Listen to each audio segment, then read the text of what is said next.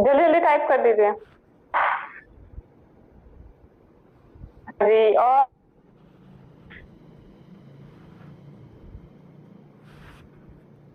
ठीक है, सभी के अपने अपने अलग अलग ड्रीम्स हैं, लेकिन रास्ते क्या है, रास्ते सेम है।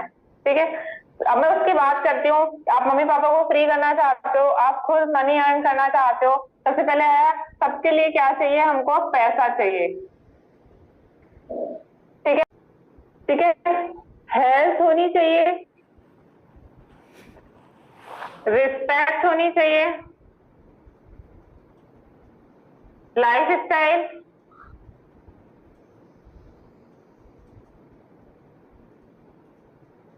पीस ऑफ माइंड,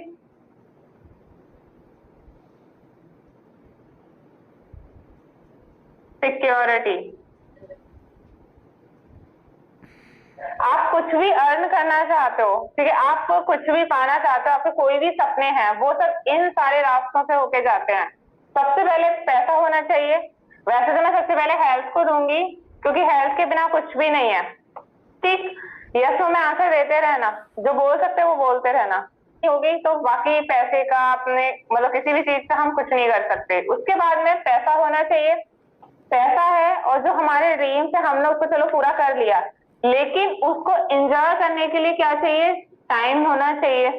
ठीक है, कोई भी हम ऐसा काम करें, रिस्पेक्ट होनी चाहिए, क्योंकि सेल्फ रेस्पेक्ट बहुत ज्यादा जरूरी है।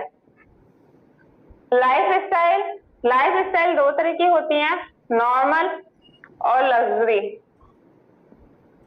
नॉर्मल तो सभी हम आज भी जी रहे हैं, लेकिन क्या चाहिए हमको, लग्जरी लाइफ स्टाइल चाहिए। पीस ऑफ माइंड की बात करें, हमारा दिमाग चीज की चिंता ना हो, ऐसा कोई काम हो। उसके बाद में सिक्योरिटी, सिक्योरिटी होती है फ्यूचर पेंशन। ठीक है, भविष्य के लिए मतलब ऐसा कि कभी हम ना भी काम कर रहे हैं तो भी हमको अर्निंग होती रहे, हम खाली ना हो। इन्हीं सारे पॉइंट्स को लेके मैं बात करूंगी आगे। सबसे पहले मैं आपको सिक्योरिटी समझाना चाहूंगी, सिक्योरिटी क्या होती है। गवर्नमेंट जॉब हुआ करती है, ठीक है, सभी को गवर्नमेंट जॉब करना ये सर पे चढ़ा हुआ होता है, गवर्नमेंट जॉब करनी है। इसकी बात करें, अच्छा ये बताइए, कोई भी गवर्नमेंट जॉब है या प्राइवेट जॉब है, कितनी एज पे आके पर्सन रिटायर होता है?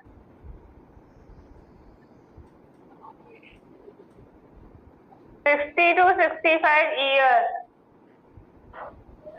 35 साल उसको अर्न करने में लगते हैं। 60 to 65 ईयर की एज पे आके पर्सन रिटायर होता है। ठीक है, उसके बाद में उस टाइम पे जब वो ऑन ड्यूटी है, रिटायरमेंट से पहले उसकी इनकम मान के चलते हैं 60,000 से 70,000 है पर मंथ। ठीक है, उसके बाद जब वो रिटायर होता है तो बताइए कितनी इनकम होती होगी उसको। जब वो रिटायर होता है तो उसको कितनी इनकम होती होगी, 50% उसकी इनकम रह जाती है। 60 का मान के चले 30,000 उसको मिलती है। ठीक है, एक तो ये सिक्योरिटी है। एक और सिक्योरिटी मैं आपको बताऊंगी, फिर उसमें से आप मेरे को आंसर देना। एक सिक्योरिटी ये है कि हमने 3 से 4 साल हार्ड वर्क किया, ठीक, उसके बाद में जब हम ऑन ड्यूटी हैं तो हमको इनकम होती है 60,000 से 70,000 अप्रोक्स। ठीक है, जब हम रिटायर होते हैं तो हमको इनकम प्लस में मिलती है, मतलब 60,000 का 65,000 या 70,000 का 80,000, इस तरीके से हमको इनकम मिलती है। तो आप कैसा काम करना पसंद करोगे, प्लस वाला या माइनस वाला? बोल के बता दीजिए, प्लस वाला या माइनस वाला? ऑब्वियसली प्लस वाला ही करना पसंद करोगे। ठीक है, ये तो मैंने आपको सिक्योरिटी समझाई है। अब बात करते हैं कि हम ये सारी चीजें कैसे, जो मैंने आपको 7 पॉइंट बताए थे, money, time, freedom, health, respect, lifestyle, peace of mind, security, इन सब के लिए हमें क्या करना होगा। या तो हम जॉब करेंगे या फिर हम बिजनेस करेंगे। ठीक है, या तो हम जॉब करेंगे या फिर हम बिजनेस करेंगे। ठीक है, अब मैं आपसे पूछती हूँ, क्या जॉब के अंदर पैसा है? क्या जॉब के अंदर पैसा है? एक दिन के लिए ली, 2 दिन के लिए ली, लेकिन जब हमारी बॉडी बिल्कुल मतलब हेल्दी नहीं भी है तो भी हमको कहाँ जाना पड़ेगा? तो भी ऑफिस जाना पड़ेगा। ये रहेगा कि हमारी सैलरी कट हो जाएगी, जितनी मिलती है उसमें से भी कट हो जाएगी, तो हेल्दी भी नहीं रह पाते। रिस्पेक्ट की बात करें, रिस्पेक्ट को मैं 50-50% दूंगी। कहीं कैसी होगी जॉब के अंदर?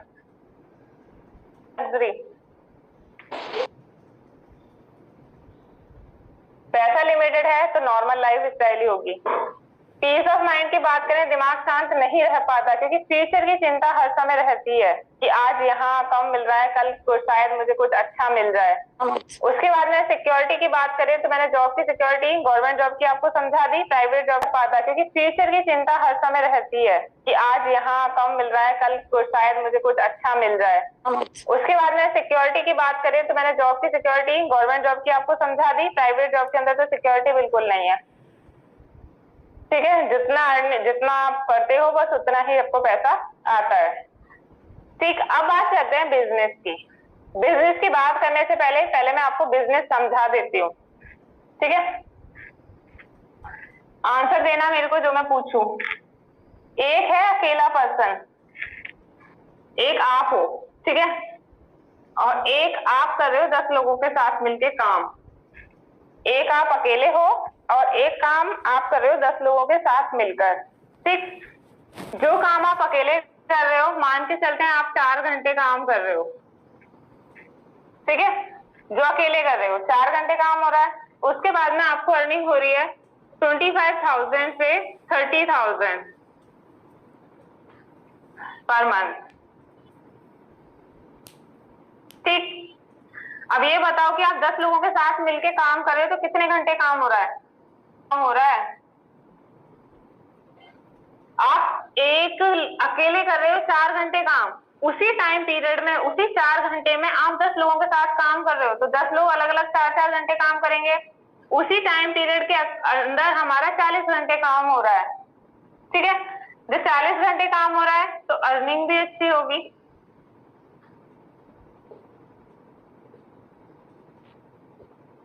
मतलब उसी टाइम पीरियड के अंदर आपका काम कितना ज्यादा हो रहा है? 10 गुना हो रहा है। ठीक है, तो अर्निंग भी 10 गुना होगी।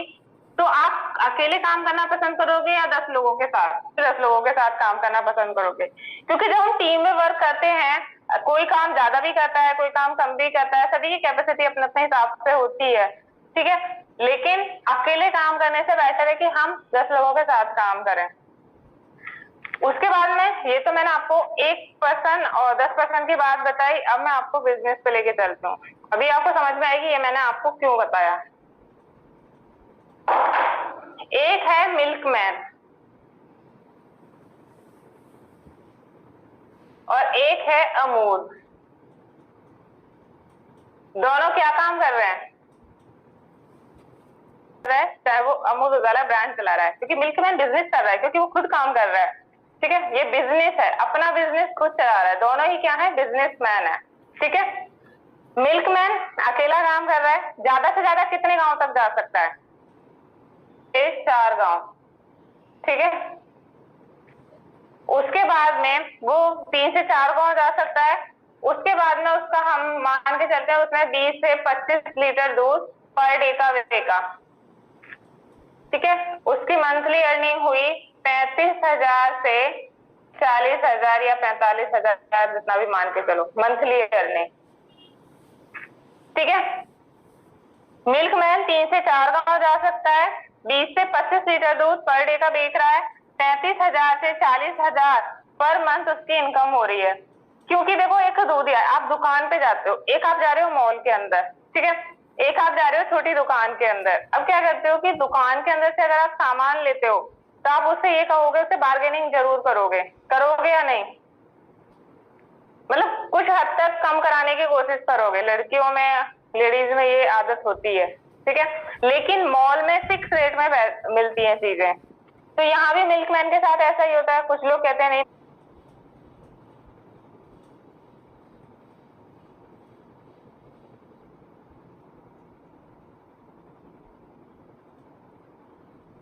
66 रुपए पर लीटर। ठीक है, 66 रुपए पर लीटर इसका दूध है। मैम स्क्रीन क्लियर नहीं है। बेच रहा है 66 रुपए पर लीटर के हिसाब से वो दूध बेच रहा है, तो इसकी अर्निंग कितनी होती है? 13,20,000 से 19,80,000 पर डे की इनकम हो रही है। अगर मंथली मान के चलें तो मंथली इसकी करोड़ों में होगी। एग्री हो? यस और नो? मैंने आपको ये चीज बताई थी, देखो मिल्कमैन अकेला काम कर रहा है, अकेला उसको जाना है, ठीक है, और अमूल दूध वाला एक ब्रांड है तो वो सिस्टम के साथ में पूरा वर्क कर रहा है। इसका क्या है, अमूल दूध वाला क्या कर रहा है? हार्ड वर्क कर रहा है।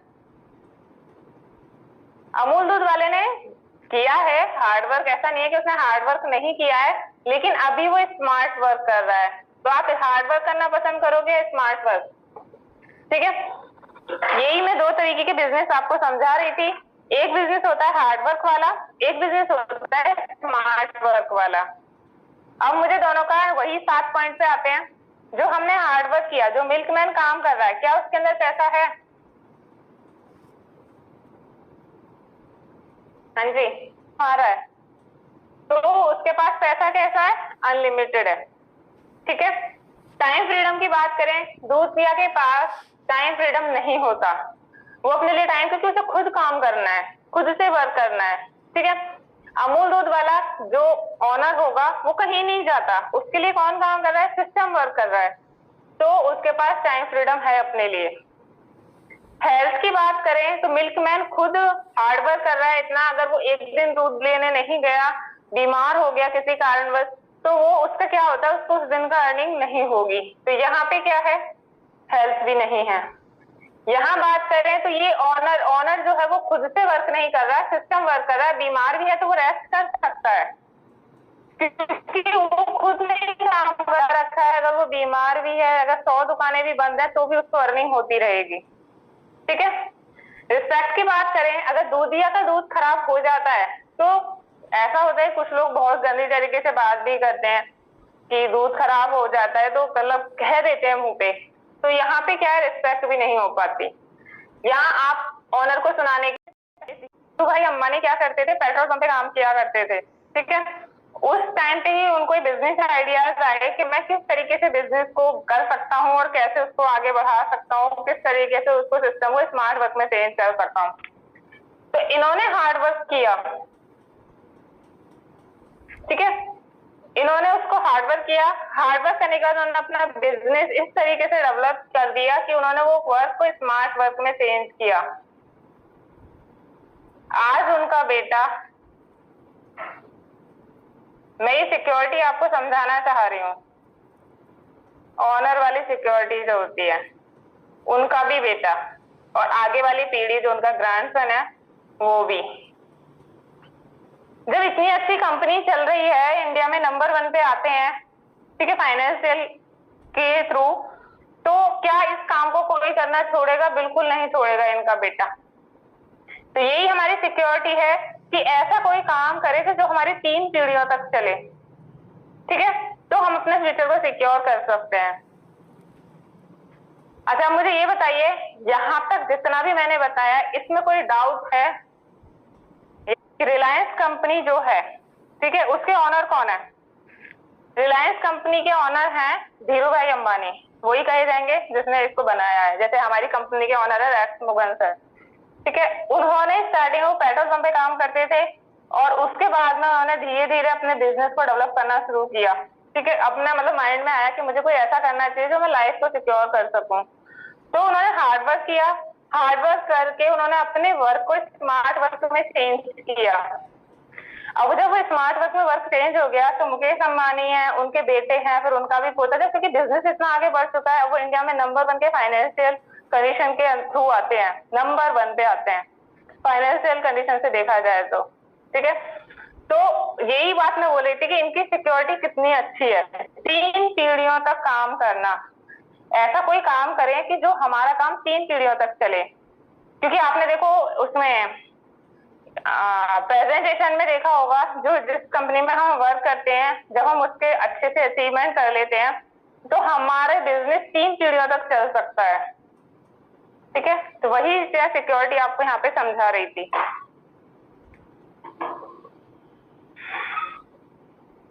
सभी का क्लियर है? ESBI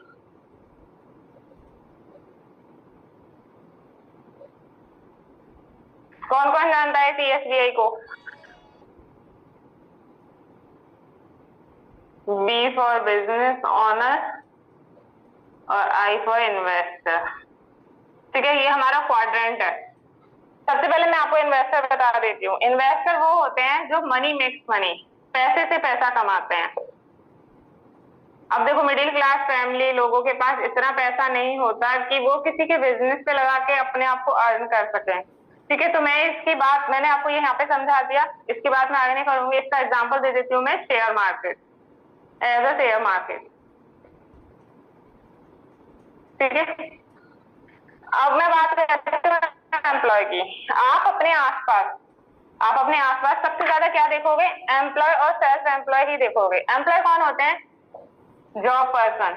जॉब की फुल फॉर्म होती है जॉइन अदर बिजनेस। आप देखो, इसकी फुल फॉर्म से ही पता कर सकते हो। जॉइन अदर बिजनेस मतलब कि किसी और के बिजनेस को ज्वाइन करके उसमें वर्क करना, वो होते हैं एम्प्लॉय। ठीक है, जो मैंने जॉब पर्सन आपको बताई थी, जॉब पर्सन की क्या क्वालिटीज होती हैं। सेल्फ एम्प्लॉय की बात करें, एज अ शॉपकीपर, कोई भी शॉपकीपर ले लीजिए। ठीक है, चाहे वो किराने की दुकान है, कॉस्मेटिक है, पार्लर है, ठीक है, एनीवन, कोई भी शॉप, वो सब किसके अंदर आते हैं? सेल्फ एम्प्लॉय के अंदर आते हैं, जो खुद की ही एक जॉब करते हैं, खुद ही शॉप पे बैठते हैं, खुद ही उसको मतलब सामान बेचते हैं और खुद ही अपना मतलब कुछ काम करते हैं, तो वो होते हैं सेल्फ एम्प्लॉय। आप अपने आसपास 95% इन लोगों को देखोगे। यस और नो? 95% आप अपने आसपास इन लोगों को देखोगे। स्टाइल होगी, केवल 5% लोग ही ऐसे निकल के आएंगे जिनके पास अच्छी लाइफ स्टाइल होगी एम्प्लॉय और सेल्फ एम्प्लॉय में। ठीक है, अब बात करती हूँ मैं बिजनेस ऑनर की। बिजनेस ऑनर को मैं एग्जांपल के थ्रू, मैंने जैसे बताया अभी, अमूल है, जियो है, डोमिनोज है, ठीक है, KFC है, मैक्स है, एप्पल है, ये सब क्या है? ये बिजनेस ऑनर के एग्जांपल है। ठीक है, जिन्होंने अपना सिस्टम क्रिएट किया हुआ है, वो सिस्टम उनके लिए वर्क करता है। ठीक है, खुद ना भी जाए वो जॉब पे तो भी उनको इनकम हो, मतलब खुद ना भी वो वर्क कर रहे हो तो भी उनको इनकम होती रहती है। क्योंकि आप खुद ही सोच के देखो, ऑल ओवर इंडिया के अंदर, कुछ तो वर्ल्ड के अंदर से भी हैं, तो मतलब सभी जगहों पे इनके सिस्टम फैले हुए हैं, तो उनको अर्निंग तो होनी ही होनी है। ठीक है, ये हो गया हमारा ESBI का क्वाड्रेंट। ये चीज समझ में आई?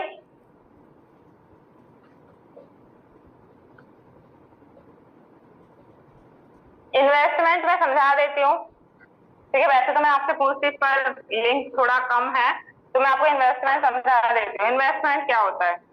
इन्वेस्टमेंट होता है कि हमें कोई दुकान खोलनी है। ठीक है, 4 दीवारी को हम दुकान नहीं बोल सकते हैं। इसमें 4 दीवार है खड़ी करी हमने और एक दरवाजा लगा दिया। बस आप मेरे को यस नो में आंसर देते रहना, क्या आप इसको दुकान बोलोगे? 4 दरवाजा लगा दिया, क्या आप? ठीक है, अब सामान को भरने के लिए क्या चाहिए हमें? पैसे। अब 1000-2000 में, अब 50-60 हजार में सामान को आप दुकान में नहीं लगा सकते हो। आपको क्या चाहिए? लाखों रुपए चाहिए सामान लगाने के लिए। क्या आपको पक्का पता है कि ये सामान जो हमने लाखों रुपए का इसमें भरा है, ये आपको प्रॉफिट देगा? ये बताइए, जो हमने दुकान के अंदर सामान भरा है, क्या ये आपको प्रॉफिट देगा?